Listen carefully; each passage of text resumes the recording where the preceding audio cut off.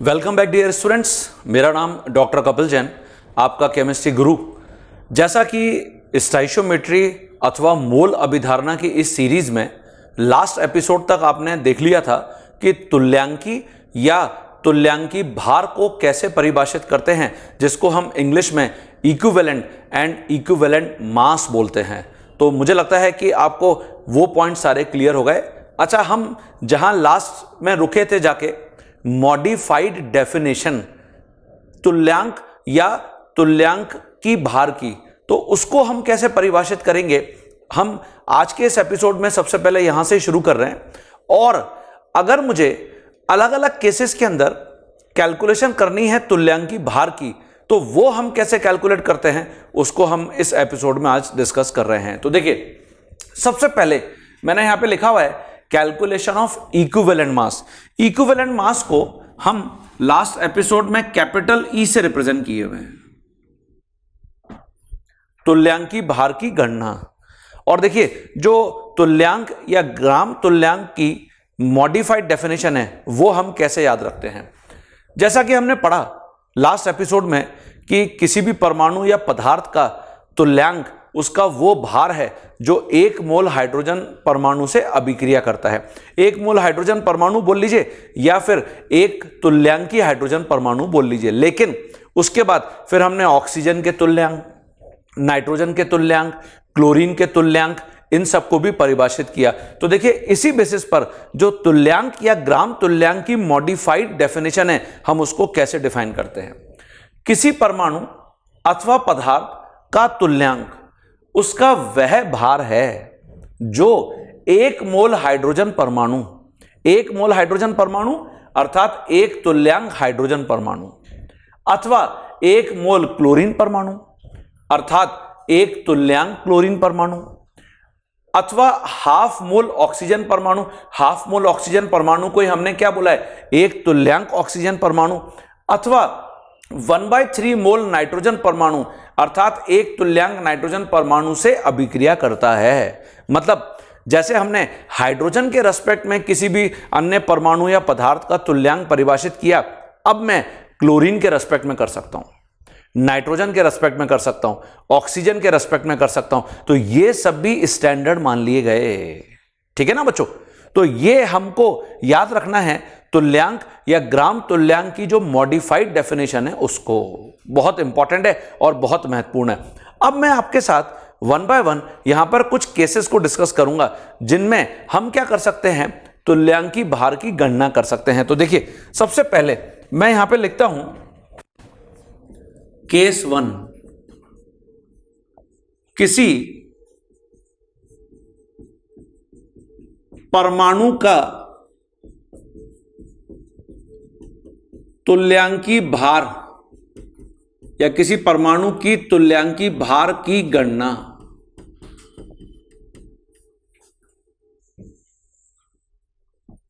इसको कर देते हैं किसी परमाणु के तुल्यांकी भार की गणना। ये देखिए, जब भी मुझे परमाणु का तुल्यांकी भार निकालना है तो हम सिंपली क्या करेंगे, जो भी उसका ग्राम परमाणु भार है, ये देखिए ग्राम परमाणु भार, जिसको हमने गम बोला है, ग्राम एटॉमिक मास, इसको डिवाइड कर देंगे परमाणु की संयोजकता से।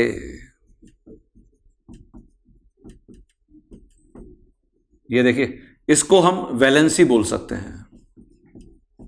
मतलब अगर मुझे सिंपली किसी भी परमाणु की वैलेंसी या संयोजकता पता है तो मैं बहुत आसानी से उस परमाणु का तुल्यांकी भार निकाल सकता हूं। सबसे पहले जिन परमाणु को हम पहले देख के आ चुके हैं, हाइड्रोजन को, ऑक्सीजन को, नाइट्रोजन को, देखिए क्या वहां अगर हम कैलकुलेशन करने जाते हैं उन परमाणुओं के लिए तो हमको तुल्यांकी भार कितना मिलता है। जैसे मैं हाइड्रोजन के तुल्यांकी भार की गणना करता हूं तो इसका ग्राम परमाणु भार 1 ग्राम है, डिवाइड बाय हाइड्रोजन की संयोजकता 1 होती है।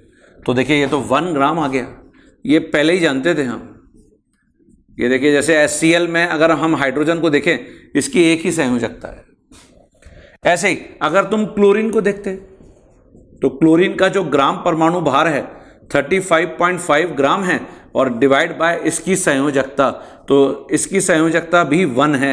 इसका मतलब ये 35.5 ग्राम तुल्यांकी भार आ गया। तो ई का मतलब है तुल्यांकी भार। ऐसे ही अगर हम ऑक्सीजन की बात करते हैं 16 ग्राम इसका ग्राम परमाणु भार है और संयोजकता 2 है, तो देखो 8 ग्राम आ गया।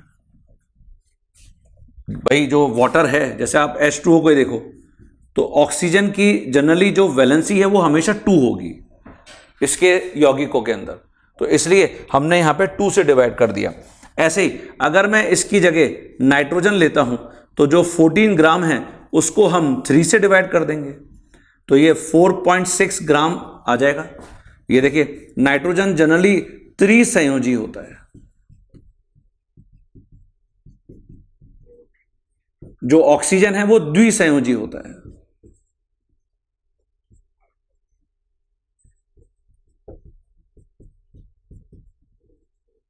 ये देखिए, तो बच्चों जब भी तुमको किसी परमाणु की तुल्यांकी भार की गणना करनी है तो हम हमेशा इस फॉर्मूला को फॉलो कर सकते हैं। अब अगर परमाणु की जगह आयन मिलता है, अगर आयन मिलता है तो उस स्थिति में हम क्या करते हैं, तो इस प्रकार से अब हम केस 2 को देखते हैं। तो सबसे पहले ये आप अपनी कॉपी में लिख लीजिए। देखिए बच्चों, किसी आयन का तुल्यांकी भार, जैसा कि अभी हमने किसी परमाणु का तुल्यांकी भार डिस्कस किया कि हम जब भी परमाणु का तुल्यांकी भार कैलकुलेट कर रहे हैं तो उसके लिए क्या कर रहे हैं, हम जो भी उसका ग्राम परमाणु भार है उसको डिवाइड कर रहे हैं वैलेंसी या संयोजकता से। ठीक है ना।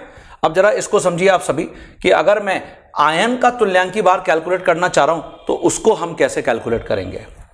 जब भी तुमको आयन का तुल्यांकी भार निकालना है तो जो भी आयन दे रखा है या तो वो परमाणु का आयन होगा या फिर वो अणु का आयन होगा, तो ग्राम परमाणु भार अथवा ग्राम अणु भार को हम डिवाइड कर देते हैं आयन पर उपस्थित आवेश के। ठीक है ना। तो इस तरीके से हम आयन का तुल्यांकी भार कैलकुलेट कर पाएंगे। जैसे कि मान लेता हूं सल्फेट आयन है, सल्फेट आयन का तुल्यांकी भार निकालना है, तो ये जो सल्फेट आयन है ये क्या है, ये अणु का आयन है, अणु का आयन। और अगर मुझे इसका तुल्यांकी भार निकालने के लिए बोल रहा है एग्जामिनर, तो मैं क्या करूंगा, जो सल्फर है उसका ग्राम परमाणु भार 32, ऑक्सीजन का 16 मल्टीप्लाई बाय 4 तो 64, 64 प्लस 32 96 डिवाइडेड बाय 2। ये देखिए इसके ऊपर उपस्थित आवेश 2 है, माइनस या प्लस साइन नहीं लगाना है। क्यों भाई, तुल्यांकी भार निकाल रहे हो, ये कोई ऋणात्मक या धनात्मक थोड़ी होगा, भार निकाल रहे हो आप। तो 96 डिवाइडेड बाय 2 मतलब 48 ग्राम आ गया। तो ये सल्फेट आयन का तुल्यांकी भार है। ठीक है बच्चों। इसकी जगह जैसे फेरस आयन का तुल्यांकी भार Fe+2, इसकी जगह मैंने यहां पे Fe+3 फेरिक आयन का लिखा है। तो फेरस और फेरिक दोनों का तुल्यांकी भार कितना होगा, ऑब्वियसली आयरन ये परमाणु का आयन है, इसका ग्राम परमाणु भार 56 डिवाइड बाय 2 होगा और यहां 56 डिवाइड बाय 3 होगा। तो दोनों वैल्यू अलग अलग आएंगी या सेम आएंगी, अलग अलग आएंगी। तो क्या नोटिस कर रहे हो आप, तुल्यांकी भार एक ही परमाणु के लिए अलग अलग हो सकता है क्योंकि ये यहां पर आयन के आवेश पर निर्भर कर रहा है, जबकि इसी आयरन का परमाणु भार कभी भी नहीं बदल सकता। तो ये बहुत इंपॉर्टेंट और नोटिसेबल पॉइंट है कि तुल्यांकी भार एक ही परमाणु या एक ही आयन के अलग अलग हो सकता है क्योंकि यह संयोजकता पर निर्भर कर रहा है, यह आवेश पर निर्भर कर रहा है, जबकि जो परमाणु या अणु भार है वो कभी भी नहीं बदल सकते। तो देखिए यही मैंने नोट में यहां पर मेंशन किया हुआ है, किसी भी परमाणु का परमाणु भार अथवा किसी भी अणु का अणु भार हमेशा फिक्स्ड या कांस्टेंट रहता है, यह हमेशा फिक्स्ड या कांस्टेंट रहता है। ये देखिए, जबकि तुल्यांकी भार का मान भिन्न भिन्न हो सकता है। समझ में आ गया सभी को। तो अब अगर मैं आपको कुछ और आयन दूं तो क्या आप आसानी से उनको कैलकुलेट कर पाएंगे तुल्यांकी भार को। तो देखिए मैंने यहां पे जैसे लिखा हुआ है कार्बोनेट का तुल्यांकी भार, फॉस्फेट का तुल्यांकी भार, नाइट्राइड आयन का तुल्यांकी भार, नाइट्रेट आयन का तुल्यांकी भार। हालांकि मैंने आंसर्स भी लिखे हुए हैं लेकिन आप भूल जाइए कि आपको आंसर्स पता हैं। आप तो वीडियो को पॉज करके सबसे पहले आंसर को खुद प्रेडिक्ट कर लीजिए। हां बच्चों, किया सभी ने। तो जैसे कार्बोनेट का तुल्यांकी भार क्या है, ये अणु का आयन, कार्बन का परमाणु भार 12, ऑक्सीजन का 16 इंटू 3 48, तो 60 और आवेश 2 है तो 60 डिवाइड बाय 2 30 ग्राम आ गया। ऐसे ही अगर हम फॉस्फेट आयन की बात करेंगे तो फॉस्फेट आयन का तुल्यांकी भार फास्फोरस का 31, ऑक्सीजन का 16 इंटू 4 64, तो 95 डिवाइड बाय 3 क्योंकि -3 आवेश है। नाइट्राइड आयन, नाइट्रोजन का 14 ग्राम, चार्ज 3 है तो 14 बाय 3 4.6 ग्राम। और ऐसे नाइट्रेट आयन का तुल्यांकी भार, तो देखिए नाइट्रोजन का 14, ऑक्सीजन का 16 इंटू 3 48, तो ये 62 ग्राम डिवाइड बाय 1 क्योंकि -1 चार्ज था तो डिवाइड बाय 1 किया। तो जब भी तुमको किसी आयन का तुल्यांकी भार कैलकुलेट करने के लिए एग्जामिनर बोलता है, हमेशा हम इस फॉर्मूला को फॉलो करेंगे। अगर वो परमाणु का आयन है तो ग्राम परमाणु भार डिवाइड बाय आयन पर उपस्थित आवेश, अगर वो अणु का आयन है तो ग्राम अणु भार डिवाइड बाय आयन पर उपस्थित आवेश। समझ में आ गया सभी बच्चों को? तो ये हमारा केस 2 था। अब मैं आपको बताऊंगा केस 3 में किसी लवण का अगर मैं तुल्यांकी भार निकालना चाह रहा हूं, सॉल्ट का तुल्यांकी भार निकालना चाह रहा हूं तो कैसे निकालूंगा। ठीक है बच्चों, तो सबसे पहले ये आप अपनी कॉपी में लिख लीजिए सभी। देखिए बच्चों, जो अभी हमने केस 2 देखा उसके अंदर हमने देखा कि अगर किसी भी आयन का आपको तुल्यांकी भार निकालना है तो उसको हम कैसे कैलकुलेट कर सकते हैं। वो आयन परमाणु का आयन हो सकता है, वो आयन अणु का आयन हो सकता है। तो जो भी ग्राम परमाणु भार या ग्राम अणु भार है हमने उसको भी डिवाइड कर दिया आयन पर उपस्थित आवेश के। अब मैं यहां पर केस 3 में लवण का तुल्यांकी भार निकालूंगा। ये देखिए, लवण के तुल्यांकी भार की गणना, जिसको हमने कैपिटल ई से रिप्रेजेंट कर रखा है।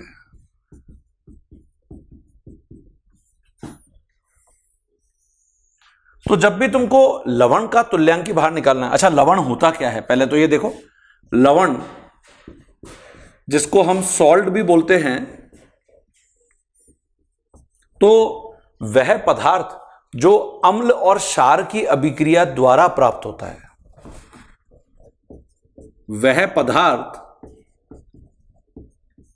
जो अम्ल मतलब एसिड तथा क्षार मतलब बेस की रासायनिक अभिक्रिया द्वारा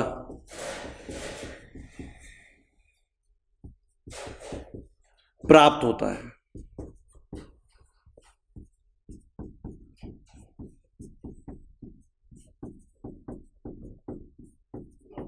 ये देखिए बच्चों, तो हम लवण ऐसे पदार्थ को बोलते हैं। ठीक है, अब मैं ये सबसे पहले यहां पे मान लेता हूं, माना कि जो लवण है, लवण का सूत्र वो ये है AXBY।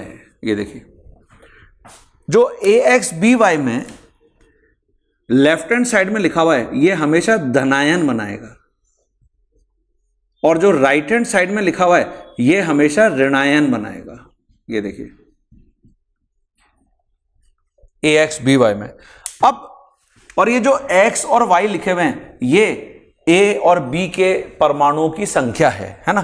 तो जैसे ये लवण है, जब मैं इसको स्प्लिट करता हूं तो देखिए A क्योंकि धनायन बनाएगा हमेशा, मतलब A पर धनावेश आएगा, तो कितने आयन A के बनेंगे? आंसर है X आयन A के बनेंगे, क्योंकि A के परमाणुओं की संख्या X है। और A पर जो आवेश होगा वो B के नीचे जो लिखा हुआ है Y, उतना आवेश होगा। ये देखिए Y plus Y ion B के बनेंगे, और B क्योंकि ऋणायन बना रहा है तो B पर जो ऋणावेश होगा वो A के नीचे जो लिखा हुआ है उसके बराबर होगा X माइनस। ये देखिए, तो ये स्प्लिटिंग बहुत इंपॉर्टेंट है बच्चों किसी भी लवण की। AXBY को जब भी हम तोड़ेंगे हमेशा इसी प्रकार से तोड़ेंगे।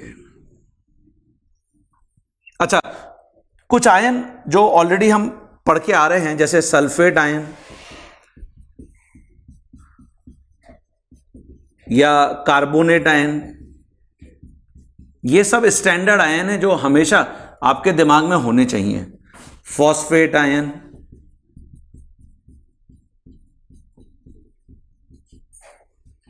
ये देखिए, ठीक है ना बच्चों। तो ये बहुत कॉमन और इंपॉर्टेंट आयंस है। अब इसके बेसिस पर जैसे अगर आपको लवण का तुल्यांकी भार निकालना है, ये देखिए लवण का तुल्यांकी भार, जिसको हम कैपिटल ई से रिप्रेजेंट कर रहे हैं, तो जो भी ग्राम अणुभार है, ये ऊपर वाली जो टर्म है ये तो हमेशा फिक्स है, अणुभार या परमाणु भार है ना, और डिवाइड बाय धनायन पर उपस्थित आवेश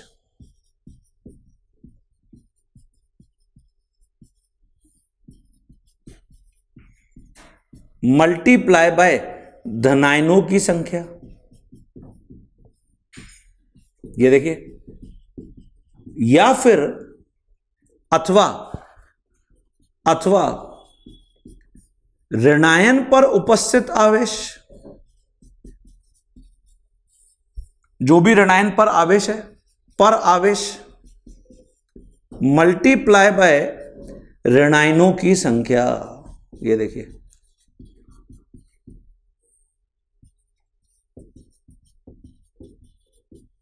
ये देखिए बच्चों, तो तुम जब भी लवण का तुल्यांकी भार लिखना चाहोगे तो ग्राम अणुभार को या तो धनायन पर उपस्थित आवेश मल्टीप्लाई बाय धनायनों की संख्या, या फिर ऋणायन पर उपस्थित आवेश मल्टीप्लाई बाय ऋणायनों की संख्या से डिवाइड कर दोगे, सेम ही आंसर आएगा। अच्छा, कभी कभी देखिए यहां पे हम इस फॉर्मूला को भी तुल्यांकी भार लवण का निकालने के लिए कैलकुलेट कर लेते हैं। लवण का तुल्यांकी भार,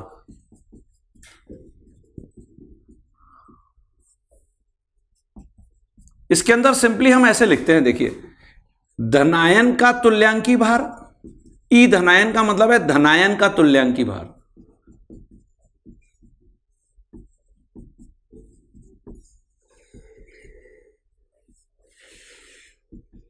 ये देखिए, और प्लस ऋणायन का तुल्यांकी भार,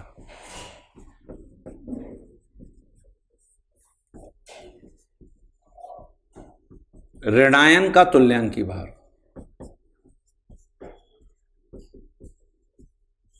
ये देखिए,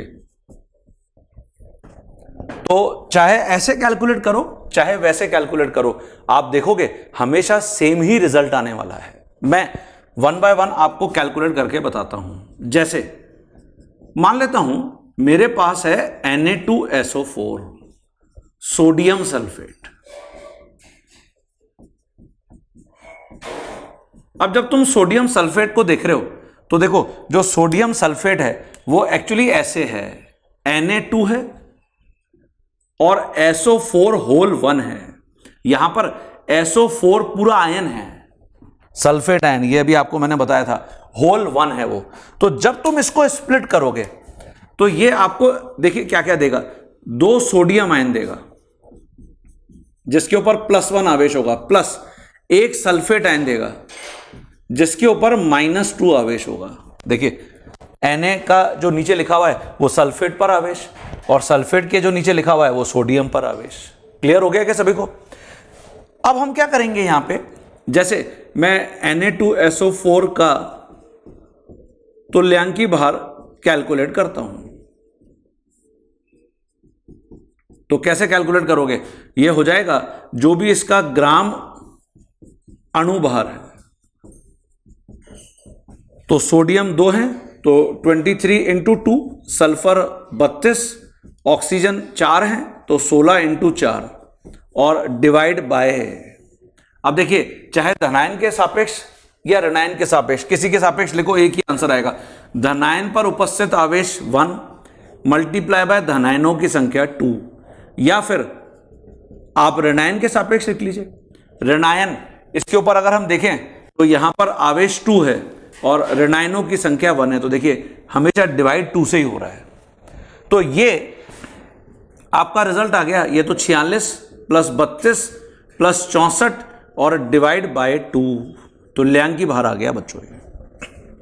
अब इसकी जगह कोई बच्चा ऐसे करता, अगर मुझे सोडियम सल्फेट का तुल्यांकी भार निकालना है, ये देखिए ई धनायन मतलब धनायन का तुल्यांकी भार प्लस जो ऋणायन है वो सल्फेट आयन है। अच्छा, इस फॉर्मूला में कभी भी जो आयंस की संख्या है, ये नोटिसेबल पॉइंट है, आयनों की संख्या यहां पे कभी भी कंसिडर नहीं की जाती। आयनों की संख्या कंसिडर नहीं की जाती, ये देखिए। तो इसलिए यहां पे बस सीधे सीधे जो आयन है, सोडियम आयन और सल्फेट आयन, उनको लिखना है। अब क्या तुम आयन का तुल्यांकी भार निकाल सकते हो? हां, तो सोडियम का ग्राम परमाणु भार 23 ग्राम और डिवाइड बाय आयन पर उपस्थित आवेश 1। सल्फेट आयन तो 32 और 64, और इसको डिवाइड कर दोगे 2 से, इसको सॉल्व करोगे तो यहां पे एलसीएम 2 आएगा। तो 23 को 2 से मल्टीप्लाई करना पड़ेगा। एलसीएम लेना तो आता होगा सभी को, है ना। और प्लस 32 प्लस 64, ये देखिए। अब आप ये आंसर देखिए, ये आंसर और ये आंसर सेम है। देखिए बच्चों, तो तुम किसी भी तरीके से किसी भी लवण का हमेशा तुल्यांकी भार निकाल सकते हो। समझ में आया सभी बच्चों को? तो इसको लिख लीजिए। सबसे पहले कुछ और उदाहरण देखते हैं यहां पे। देखिए बच्चों, जैसे इसकी जगह मैं मान लेता हूं MgCl2 है। तो जो MgCl2 है इसका मतलब Mg1 है और Cl2 है। तो इसको जब आप तोड़ोगे तो 1 Mg+2 बनेगा और +2Cl- बनेगा, यही बनेगा। इसका मतलब यहां पर MgCl2 का तुल्यांकी भार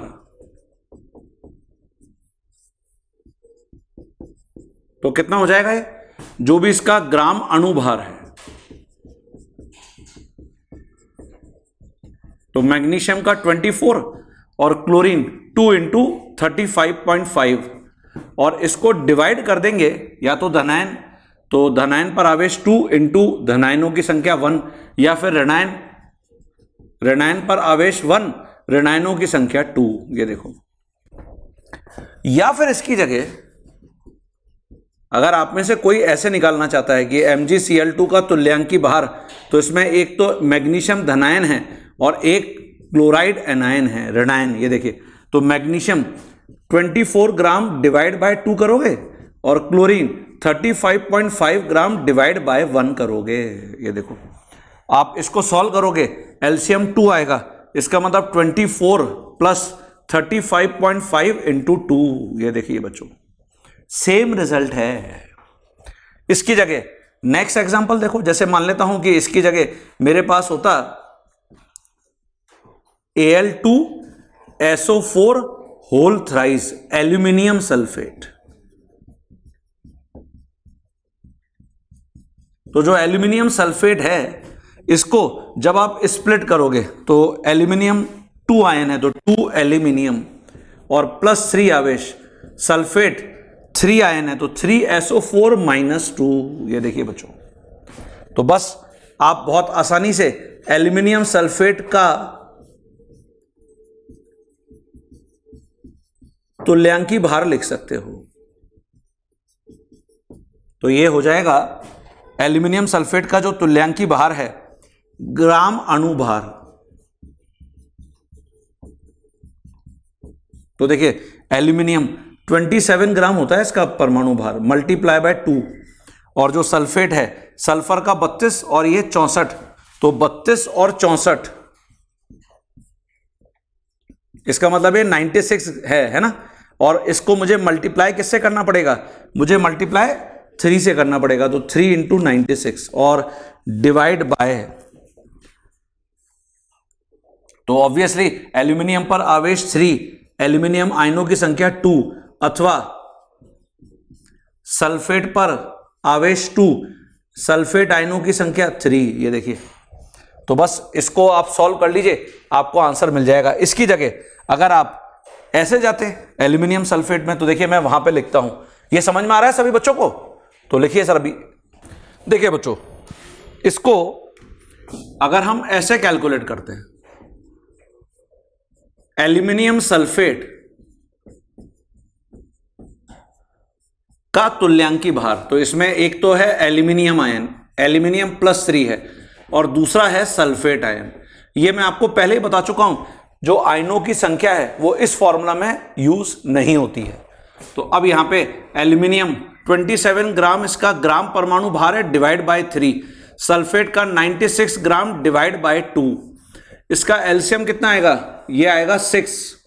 तो यहां पे 27 इसको तो मल्टीप्लाई करोगे 2 से, और 96 को मल्टीप्लाई करोगे 3 से। ये देखो, क्या ये रिजल्ट इससे मैच कर रहा है क्या? हाँ, बिल्कुल सेम है। ये देखिए, क्लियर हो गया। चलिए नेक्स्ट एग्जांपल लिखता हूं। अगर इसकी जगह मैं एल्यूमिनियम फॉस्फेट ले लेता, एल्यूमिनियम फॉस्फेट। अब आप यहां पर देख रहे हो कि जो एल्यूमिनियम और फॉस्फेट है दोनों के नीचे 1 लिखा हुआ दिख रहा है। एल्यूमिनियम 1 है और PO4 होल 1 है। ये देखो बच्चों, तो क्या जब मैं इसको स्प्लिट करूंगा तो ये ऐसे बनेगा। ये देखिए, 1 एल्यूमिनियम +1 और 1 PO4 -1। नहीं, क्योंकि हमको पता है फॉस्फेट पर तो हमेशा -3 आवेश होता है, मतलब ये रॉन्ग रिप्रेजेंटेशन है, ये रॉन्ग है। तो फिर सही क्या है? तो देखिए, ये पक्का है कि दोनों 1-1 आयन है, लेकिन क्योंकि फॉस्फेट पर -3 आवेश होता है तो एल्यूमिनियम पर +3 होना जरूरी है। मतलब इसका स्प्लिटिंग ये होगा, देखिए 1 एल्यूमिनियम +3 + 1 PO4 -3। ये देखिए बच्चों, तो अगर यहां हम एरर कर देते, मिस्टेक कर देते, तो पूरी प्रॉब्लम गड़बड़ हो जाती। अब आप यहां पर एल्यूमिनियम जो फॉस्फेट है का तुल्यांकी भार, तो एल्यूमिनियम फॉस्फेट का तुल्यांकी भार, इसका मतलब इसका जो ग्राम अणुभार है,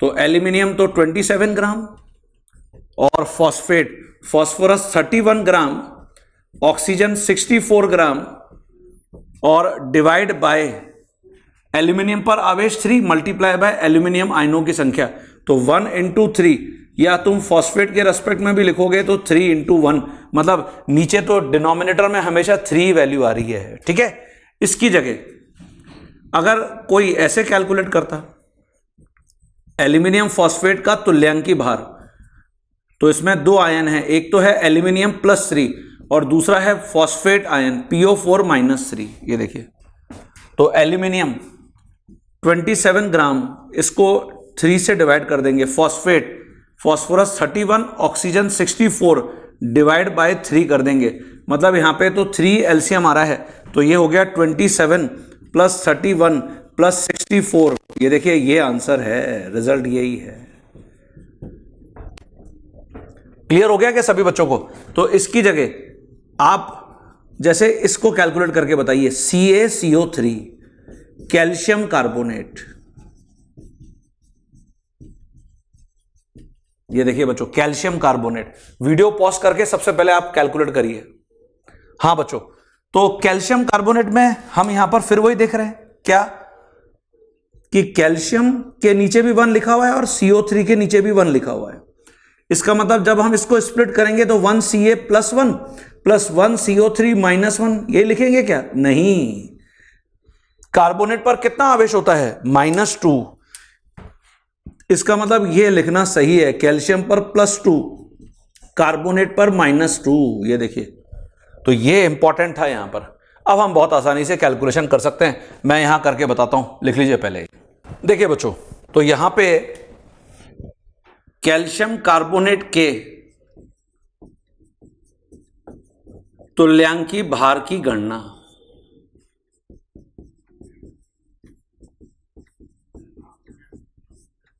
तो जो ग्राम अणुभार है,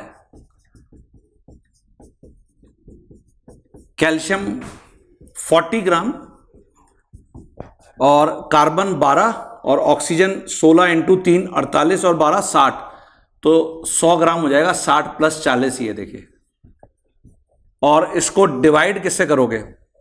कैल्शियम पर आवेश 2, कैल्शियम आयनों की संख्या 1, अथवा कार्बोनेट पर आवेश 2, कार्बोनेट आयनों की संख्या भी 1। तो इसका मतलब जो 100 है उसको डिवाइड बाय 2 करोगे, 50 ग्राम आंसर आएगा ये। तो ये तुल्यांकी भार है। अच्छा, सभी प्रॉब्लम्स के अंदर आप देख रहे हैं मैंने इसके बाद आगे सॉल्व नहीं किया है, क्योंकि मैं ऐसा मान रहा हूं कि आप आगे खुद सॉल्व कर लोगे तुल्यांकी भार का जो फाइनल रिजल्ट है। और इसकी जगह कोई स्टूडेंट अगर इसको ऐसे करता, कैसे, कैल्शियम कार्बोनेट का तुल्यांकी भार, तो यहां पे एक तो कैल्शियम आयन है और एक कार्बोनेट आयन है, तो कैल्शियम आयन ये हो गया 40 ग्राम डिवाइड बाय 2 और कार्बोनेट तो 60 ग्राम डिवाइड बाय 2, तो इसका मतलब ये 2 आ गया और ये 40 प्लस 60 आ गया, मतलब ये फिर वही 50 ग्राम आ गया। तो मुझे लगता है कि सभी को समझ में आ गया कि जब भी लवण आपको मिलते हैं तो आप तुल्यांकी भार को कैसे कैलकुलेट करते हैं। इसमें मैं क्या करता हूं, प्रैक्टिस प्रॉब्लम देता हूं। जब अपन अगले एपिसोड में मिलेंगे तो इनके सॉल्यूशंस भी मैं आपको चेक करवाऊंगा कि आपने क्या किया। निम्नलिखित लवणों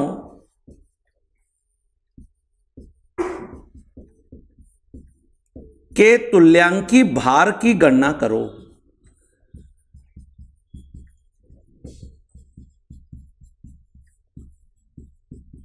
ये देखिए, आपको कुछ लवण मैं यहां पे दे देता हूं, जैसे यहां पर aluminium nitrate,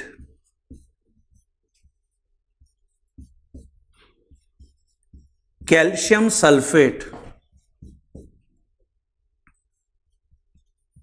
magnesium sulphate, sodium phosphate, magnesium carbonate,